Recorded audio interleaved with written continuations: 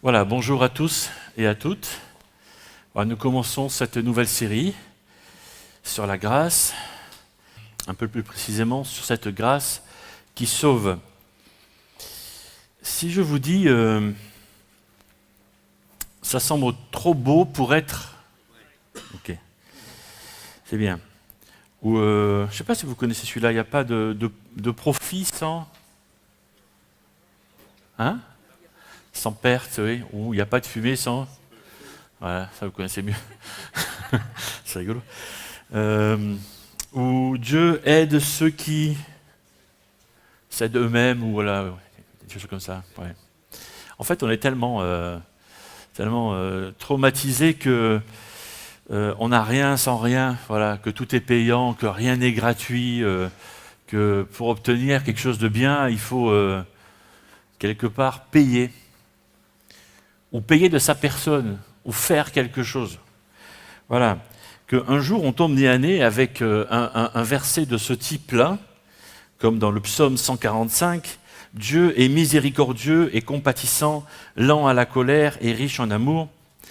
Et puis soit on le connaît déjà, on l'a déjà lu, et puis on passe dessus sans s'arrêter, soit on se dit, tiens, il y a un truc, il y a quelque chose qui ne va pas. Soit c'est moi qui suis un peu fou, soit c'est ce texte qui est un peu fou. Il y a quelque chose qui ne va pas. Et parce que la Bible n'arrête pas de dire que Dieu est bienveillant. La Bible n'arrête pas de dire que Dieu aime tous les hommes, que Dieu est aimable, que Dieu veut du bien à tous les hommes, même à ceux qui le méritent pas, même au pire des brigands ou des assassins. Dieu l'aime à lui aussi. C'est vrai, il dit ça. Voilà. Et puis du coup, est-ce que ça nous rend heureux, ça d'ailleurs ? Il vaut mieux que ça nous rende heureux, tu vois ? Parce que, est-ce qu'on n'est pas des brigands des fois ? Oui, bien sûr. Donc dans ces moments où on est des brigands, il vaut mieux que Dieu nous aime, pour continuer à nous faire du bien, tu vois ? Voilà, donc il vaut mieux que ça nous rende heureux. Voilà. Et je crois qu'on ne peut pas comprendre ce qu'est vraiment, réellement la vie chrétienne tant qu'on ne comprend pas ce qu'est vraiment la grâce de Dieu. Et parce que c'est vraiment au cœur de notre foi, c'est le cœur de notre relation avec ce Dieu-là. Quand on comprend Dieu, quand on comprend sa grâce, c'est comme si on se rapprochait de le mot qui me vient à la tête, parce que je pense à quelqu'un, on se rapproche de son palpitant, de son cœur. Voilà, quand on comprend la grâce de Dieu, on se rapproche de son cœur. Et plus on comprend ça, plus on va être comme attiré par lui. Attiré comme un aimant, tu sais, un aimant de je ne sais pas combien de... Voilà, un gros truc qui attire tout le métal autour, voilà, c'est ça. Et plus on comprend cette grâce, et plus on est attiré par lui. Et plus on comprend son amour, et plus on va l'aimer. C'est ça. Bonne nouvelle, au pluriel, sur la grâce. C'est quoi la grâce de Dieu ? C'est un peu comme un diamant aux multiples facettes. Et selon l'endroit où on se trouve de notre vie, on regarde cette grâce et on découvre un cadeau. On découvre un bienfait. C'est ça la grâce de Dieu. Elle a beaucoup d'aspects différents. Alors si on essayait de donner une définition, on pourrait dire l'amour de Dieu en action. Mais c'est une définition qui me laisse un peu sur ma faim. Et c'est très souvent pour la raison pour laquelle dans mes prédications, à la place de grâce, je dis amour de Dieu. Mais c'est beau, c'est bien déjà, mais c'est un peu fade. Voilà. Il nous faut déjà comprendre la différence entre grâce et miséricorde. La miséricorde, c'est quand Dieu ne nous donne pas toujours ce qu'on mérite. Et là, Dieu parfois nous punit. Des fois ce qu'on ne mérite pas. Et voilà, ça c'est la miséricorde aussi. Et la grâce, c'est quand Dieu nous donne quand on ne mérite pas. Ça c'est la grâce. et toutes ces bénédictions qu'il nous donne. Alors je sais que il y a des dizaines de milliers de chrétiens qui pensent savoir ce qu'est la grâce de Dieu. Mais il y a aussi des dizaines de milliers de chrétiens qui se comportent, qui vivent comme s'ils ne connaissaient pas vraiment ce qu'est la grâce de Dieu, parce qu'ils continuent à mériter leur salut par les œuvres. Ils continuent à croire qu'ils vont aller au paradis en faisant tel truc. Tiens, si je plais à Dieu, si je fais ça, je vais plaire à Dieu et donc je vais aller au paradis. Et si tu crois ça, tu te trompes. Et c'est ce qu'on va voir ce matin. C'est pas en essayant d'être parfait que tu vas obtenir ta place au ciel.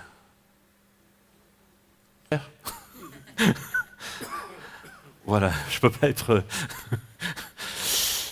voilà, je peux pas être plus clair que ça. Quand on pense ça, on s'imagine Dieu, voilà, derrière son grand livre. Voilà, il est derrière son grand livre, avec son stylo rouge. Voilà, et puis il te surveille. Bon, alors, ça c'est pas bon. Ça c'est bon. Ça c'est pas bon, ça c'est pas bon. Et on a cette image du Dieu, je ne sais pas comment on peut dire, mais Dieu voilà, qui est toujours en train de nous surveiller. Et c'est comme si on attendait toujours l'approbation de Dieu. Et on est dans cette optique de faire. On veut faire quelque chose pour gagner son salut. On a tout faux. C'est faux, on a tout faux là. Et quand on comprend vraiment ce que c'est la grâce de Dieu, ça change toute notre vie. Mais toute notre vie. Et on devient joyeux. Aussi joyeux qu'un temps de louange, comme on peut vivre le dimanche matin, si on veut bien. Parce que la joie remplit notre cœur. Alors on peut être chrétien depuis 10 ans, 20 ans, 30 ans ou 40 ans sans avoir compris vraiment ce qu'est la grâce de Dieu. Donc j'espère que cette série vous permettra d'aller plus loin. Donc ce matin, on va voir 5 aspects de la grâce qui sauve. Et la première des choses, alors j'ai 5 aspects parce qu'il y a 5 lettres dans le mot grâce. Donc G comme gratification ou don. Gratification de Dieu pour moi. Romains chapitre 3. Ils sont gratuitement déclarés justes par sa grâce, par le moyen de la libération qui se trouve en Jésus-Christ. C'est un cadeau gratuit. Le salut est un cadeau gratuit. Et quand je dis salut, ça veut dire trouver sa place au ciel. D'accord ? Voilà la définition du salut pour ce matin. On est tellement imbibé de pensées contemporaines que on pense que notre place au ciel a un prix aussi. Voilà. Et donc, qu'on doit mériter sa place au ciel.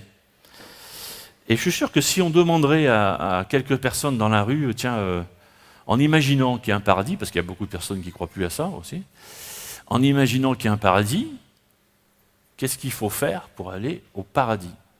Ou comment ? Parce que là, on oriente un petit peu. La question, c'est comment trouver sa place au paradis ? Et je suis sûr que la plupart des personnes diraient, il faut gagner sa place, il faut gagner son ticket pour aller au ciel, ou voilà, il faut se comporter bien, ou il faut dans sa vie pratiquer plus le bien que le mal. Et il y aurait toujours cette notion de faire quelque chose, de se comporter, de faire. Et toutes ces réponses seraient basées sur ce que la Bible appelle les œuvres. Autrement dit, c'est faire quelque chose, et pas sur la grâce. Le cadeau gratuit, la gratuité. Et c'est ce que ce verset dit dans Romains 3. C'est gratuit.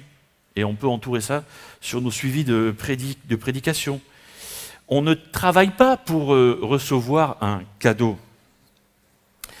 Et c'est la différence fondamentale entre le christianisme véritable et parce qu'on pourrait en parler aussi, entre le christianisme et les autres religions. C'est que le salut pour avoir sa place au paradis, il n'y a pas besoin de faire quelque chose. C'est cadeau. Alors que d'autres religions vont demander de faire tel rituel, d'avoir tel formalisme, etc., de faire telle chose, faire ceci, faire cela, etc., pour peut-être un jour avoir sa place au ciel, le christianisme dit, c'est un cadeau. Dieu dit, je t'offre ta place au ciel. Différent, me semble-t-il. Un cadeau. Voilà, c'est une très grosse différence. Alors, il y a quelque chose qui a été fait, mais c'est déjà fait. Évidemment, c'est Jésus-Christ qui a fait ça sur la croix. Donc on a besoin de nous de faire quelque chose en plus, quoi. Non, c'est déjà fait. C'est déjà fait. Et c'est mon deuxième point, le truc, c'est le R, c'est recevoir par la foi ce qui a déjà été fait. Éphésiens chapitre 2, c'est par la grâce que vous êtes sauvés par le moyen de la foi. Autrement dit, il s'agit de croire. Cela ne vient pas de vous, c'est le don de Dieu. Ce n'est pas par les œuvres, afin que personne ne puisse se vanter. La foi en Jésus-Christ est la clé du paradis, en quelque sorte. Et c'est un cadeau qu'on peut recevoir par la foi.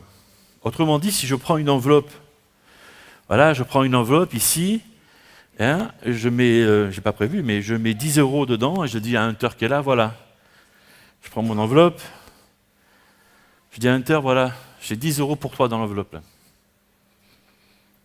Chercher. Il va me croire ou il ne va pas me croire. En même temps, il faut qu'il me croie pour venir la prendre. C'est une question de foi. Ou est-ce qu'on n'y croit pas? Mais le texte dit ici dans Éphésiens chapitre 2, ce n'est pas par les œuvres, pourquoi? Afin que personne ne puisse se vanter d'avoir gagné sa place au paradis. Imaginez-vous ce paradis où on y accède par les œuvres qu'on a pu accomplir. Et moi je suis un Marseillais, vous voyez?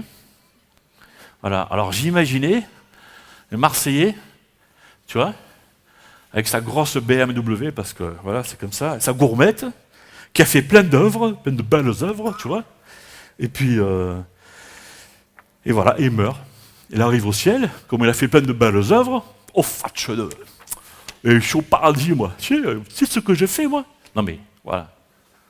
Puis tu as les mêmes, les bragards, les parisiens, tout ça. Les Marseillais, les parisiens au paradis, oh purée. Bon.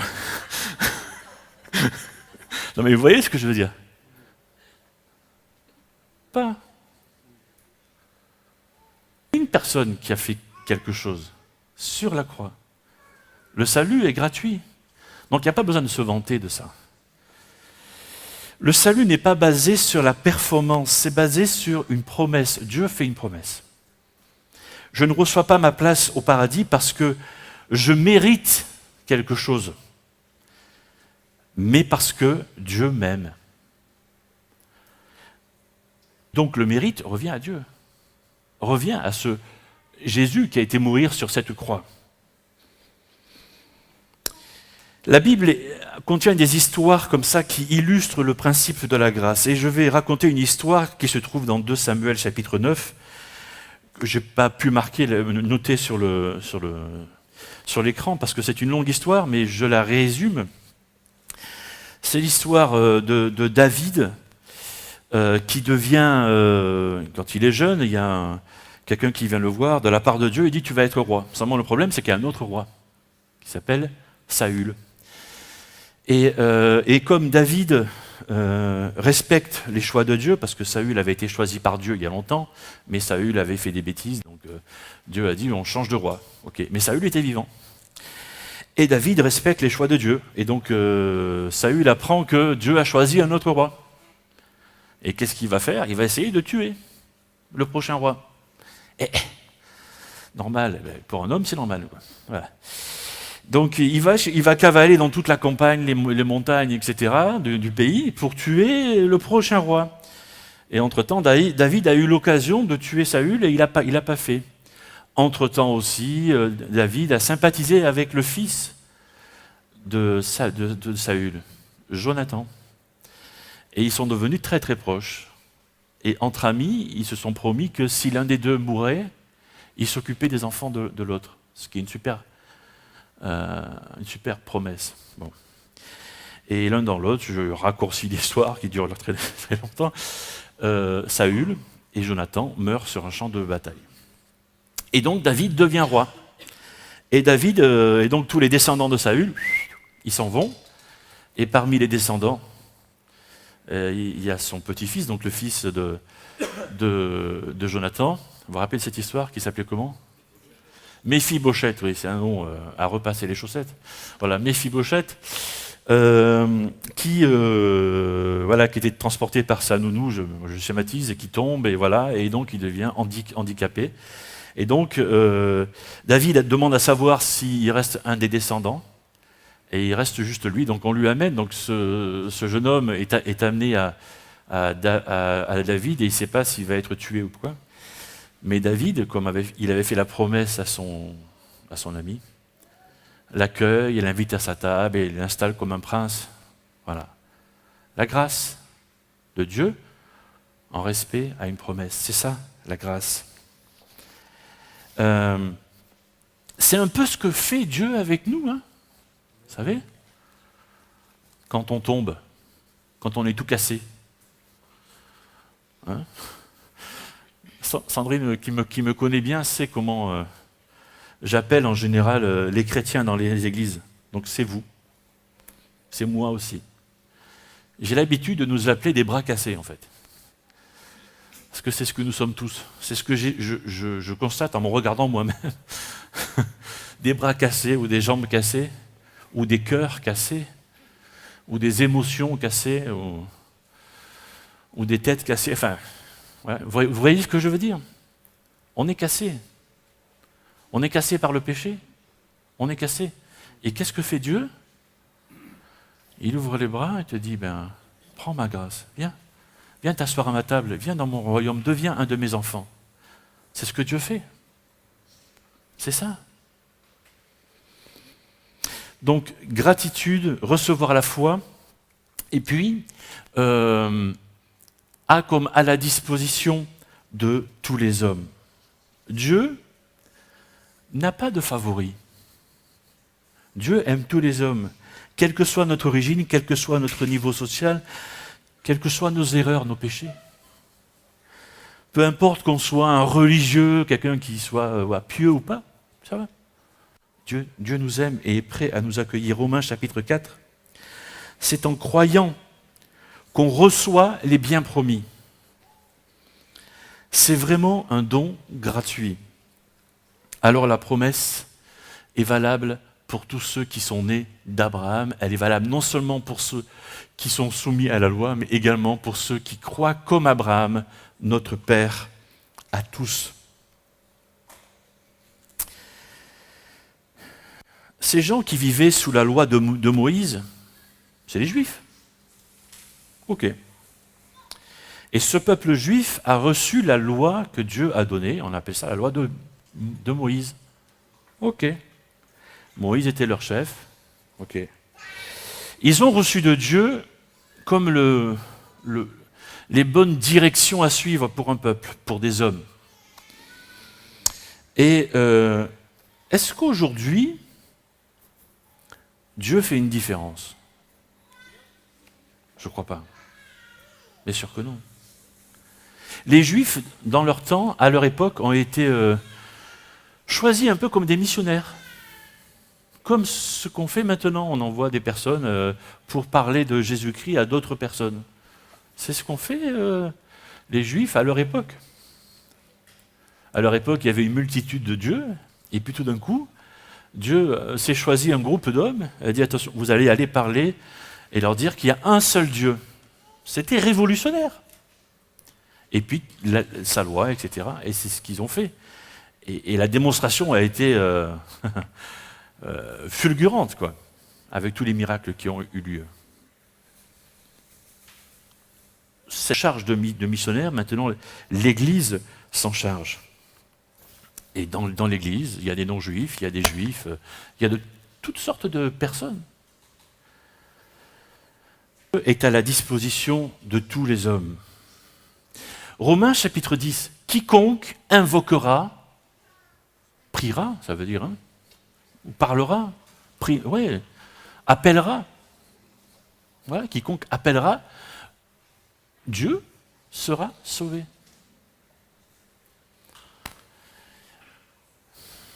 Dieu ne parle pas seulement aux gens qu'on dirait bien, nous, en apparence.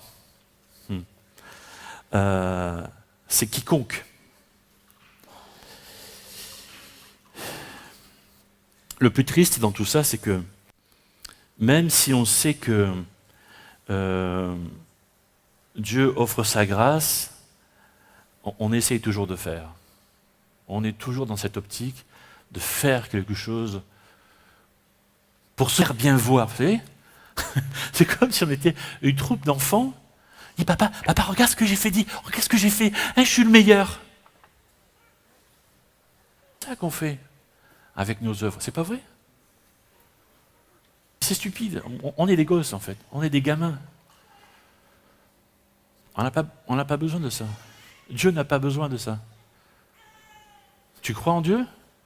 Tu crois en Dieu? Tu as ta place au ciel.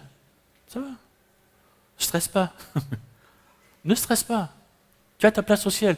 Tu crois en Jésus-Christ? Tu as ta place au ciel. Mais marche les dons que Dieu a placés en toi et fais le service que tu vas faire. Dans l'église, en dehors de l'église, je ne sais pas où. Ça va. Le mot qui me vient, c'est tranquille, toujours. C'est maintenant comme la grâce qui vient à travers Christ. C'est comme Christ, à travers Christ. Jean chapitre 1er, la loi a été donnée à travers Moïse, mais la grâce et la vérité sont venues à travers Jésus-Christ.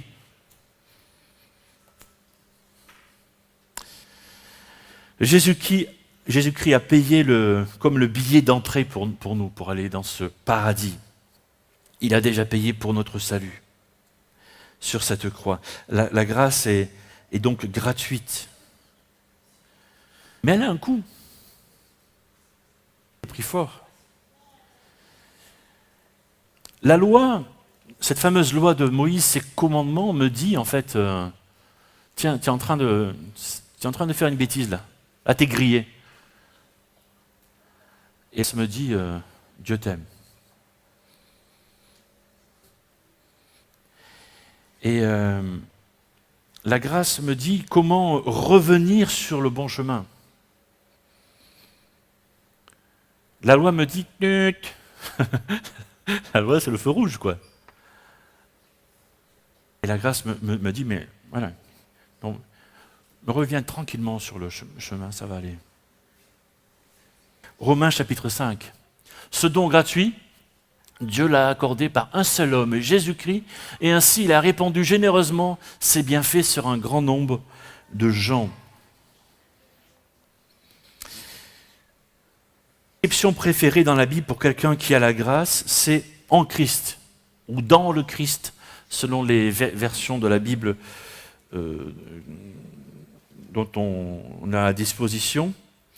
Et cette expression en Christ est utilisée plus de 120 fois dans le Nouveau Testament. Et j'aimerais expliquer ça comme ça. Regardez. C'est un peu comme si...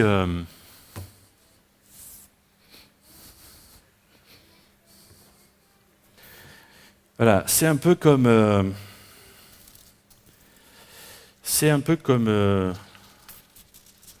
voilà.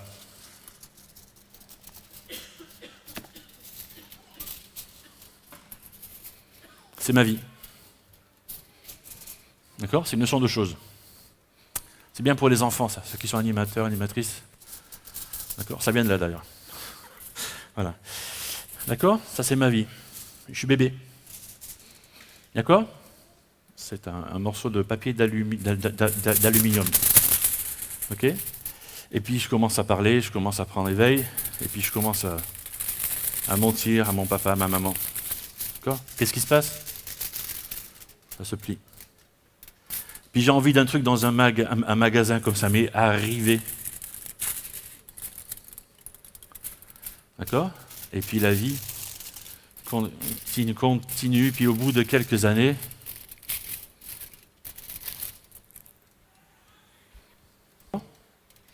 quand je vous disais qu'on était tous cassés. D'accord? Et un jour, je rencontre Dieu et sa grâce par la parole. D'accord? Alors, qu'est-ce qui se passe là? Qu'est-ce qui se passe? Ouais, ça m'aplatit. Et je deviens comment? Attention à ce que vous allez dire. Hein. Tu le connais? Ok? Je deviens comment? Hors de ça.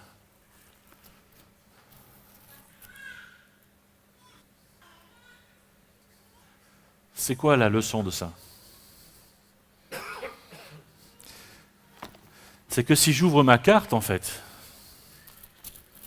je suis toujours déchiré, cassé, bon, un peu plus redressé, mais je suis toujours... voilà. Mais je suis en Christ, oui. C'est ça. Vous pouvez l'utiliser hein, si ça vous est utile. Il n'y a pas de raison de s'en priver. Mais c'est ça, en Christ. Galates chapitre 2.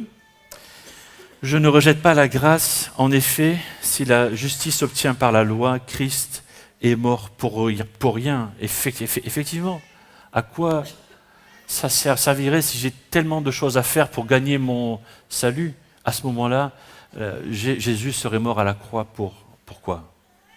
Pour rien? Mais non, bien sûr que non. Alors, et mon dernier point, comme éternité, parce que cela dure pour l'éternité. Romains chapitre 6, le salaire du péché, c'est la mort, et la mort, mais le don gratuit de Dieu, et la vie éternelle par Christ, Jésus, notre Seigneur. Sauve.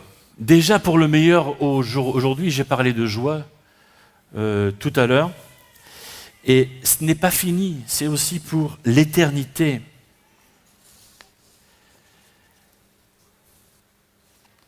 Mais pour ça, il faut l'accepter.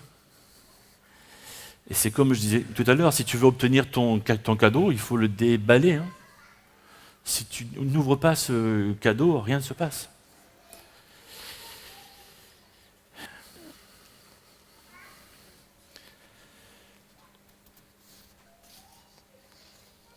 Moi,